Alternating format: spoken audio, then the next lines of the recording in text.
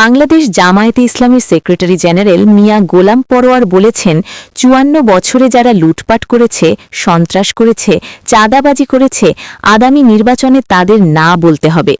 Engineering করে হোক, যেভাবেই হোক তারা রাষ্ট্রের দায়িত্ব পালন করেছে। শুধু দাঁড়িপাল্লা আর 11 দলের এই যে ঐক্য হয়েছে, তারাই শুধু একবারও রাষ্ট্রের দায়িত্ব পালন করে নাই। ফলে সব মার্কার হাতে যদি রাষ্ট্রের দায়িত্ব দিতে পারেন, পরীক্ষা করতে পারেন, তো একবার অন্তত দাঁড়িপাল্লার হাতে ক্ষমতা দিয়ে দেখা দরকার, যারা সব নেতৃত্বের কথা, সুশাসনের কথা, মানবিক বাংলাদেশের কথা বলে, তাদের হাতে রাষ্ট্র দিলে রাষ্ট্রটা কেমন চলে সেই সুযোগ একবার দেওয়া উচিত। যারা সেই মায়ের পেটে লাথি মারতে পারে, ক্ষমতায় চার দিয়ে আমার মায়ের কাপড় খুলে নিতে পারে, তার ক্ষমতায় গেলে এরা বাংলাদেশের সকল মানুষকে বিবস্ত্র করে ছাড়বে। এদের কাছে কি আমাদের মায়েদের, সন্তানদের, আমাদের পুরুষদের জান মাল সম্মান ইজ্জত কি নিরাপদ থাকতে পারে? জানে এই হাওড়ে যদি জুলাই সনদ অনুমোদিত হয়, এরা দুর্নীতি লুটপাট করতে পারবে না, চাঁদাবাজি করতে পারবে না, বিপ্লবাদ দমন করতে পারবে না। অসীম ক্ষমতা নিয়ে সারা জীবন তারা ক্ষমতায় থাকবে।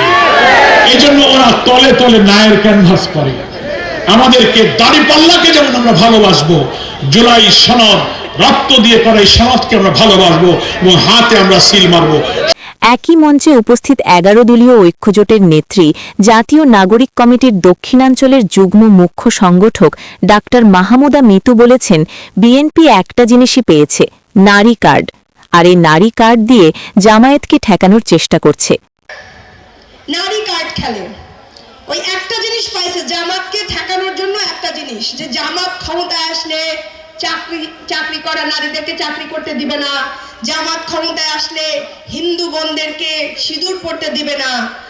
এই ধরনের মিথ্যাচার করে যারা ক্ষমতায় আসতে চায় তাদেরকে আমরা লাল কার্ড দেখিয়ে দিলাম। ঠিক আছে, মিথ্যাবাদীর জায়গা বাংলাদেশে নাই, মিথ্যাচার করে ক্ষমতায় আসার জায়গা বাংলাদেশে হবে না।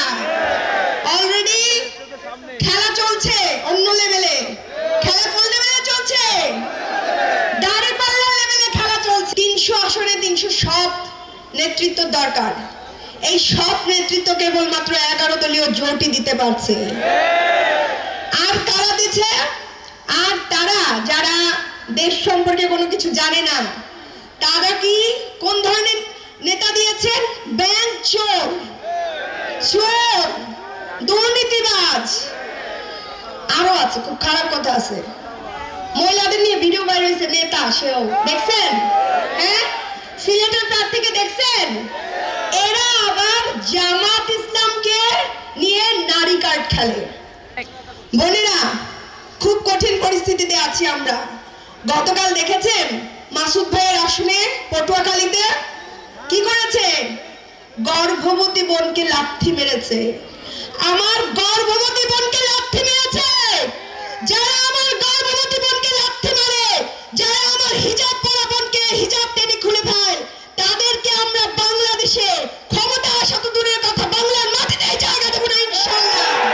ডাকসুর GS/SM ফরহাদ বলেন, ব্যালট বক্স ছিনতাই করতে মোবাইল নিয়ে কেন্দ্রে যাওয়া নিষেধাজ্ঞা দেয়া হয়েছে।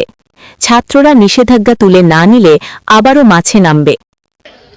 আমরা তরুণরা যারা 24 এনে দিয়েছি রক্তের মধ্য দিয়ে, জীবনের বিনিময়ে, আমরা তরুণরা জীবনের প্রথম ভোট হাসতে হাসতে যেয়ে দিব, ভিডিও করব, সেলফি করব, মোবাইল নিয়ে যাব। কেউ লুটপাট করলে তারা ঠেকাবো ইনশাআল্লাহ, তাই না? তারা চাইছিল মোবাইল বন্ধ করবে, আর তারা ব্যালট বক্স ছিনতাই করবে, বাটপারি করবে, অস্ত্র নিয়ে ঢুকবে, আর কেউ ভিডিও করতে পারবে না। এই ব্যবস্থা তারা করতে চেয়েছিল। আমরা কি করতে দিব? আমরা অলরেডি ঘোষণা দিয়েছি, ডাকসু থেকে ঘোষণা দেওয়া হয়েছে, আজকের মধ্যে সে সিদ্ধান্ত বাতিল করতে হয়, না হইলে ছাত্র জনতা আগামীকাল থেকে আবার মাঠে নামবে। সোমবার বিকেলে খুলনার শিরোমণি শহীদ মিনার চত্বরে খানজাহানানী থানা জামায়াতে ইসলামীর আয়োজনে নির্বাচনী জনসভায় তারা এসব কথা বলেন। জনসভায় সভাপতিত্ব করেন সৈয়দ আহসান মাহমুদ টিটো। অন্যান্যের মধ্যে বক্তব্য রাখেন জেলা জামায়াতের সেক্রেটারি মুন্সি মিজানুর রহমান, খুলনা জেলা জামায়াতের সহকারী সেক্রেটারি মুন্সি মইনুল ইসলাম ও অধ্যাপক গোলাম কুদ্দুস, অধ্যাপক গাউসুল আজম হাদি। শিরোমণি থেকে আবু সাইদ ও শেখ বদরুদ্দিন, বাংলার গেজেট।